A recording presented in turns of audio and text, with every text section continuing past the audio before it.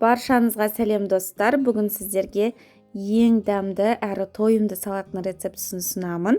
Видеоны міндетті түрде соңына дейін қараңыздар.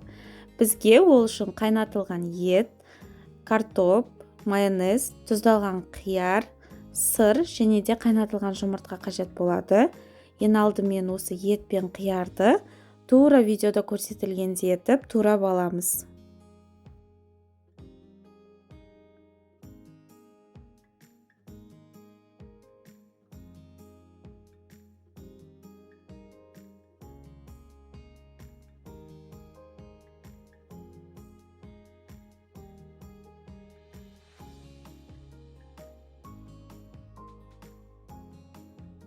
Картоп пен жұмыртқаны үкіштің орташа көзінен өткізіп аламыз.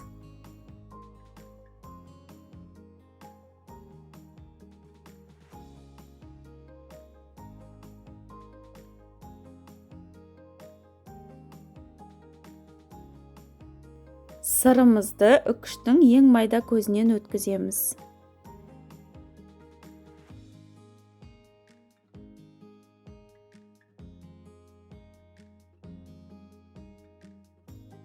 Ең алдымен тарелкаға етті жайғастырып, бетіне торкөз ретінде майонезді себеміз. Онан соң барлығын видеодағыдай етіп, рет-ретімен салып шығамыз.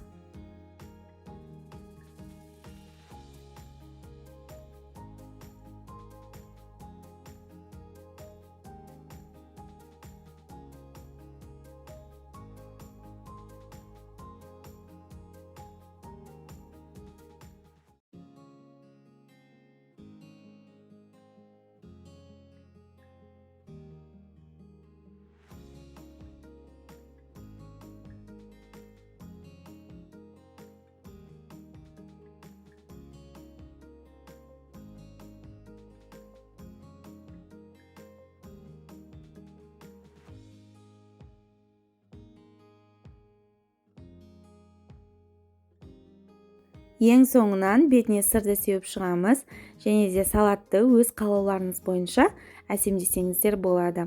Бұл салатты сіздерге міндетті түрде дайындап көруге кеңес беремін, себебі салат өте дәмді болып шығады.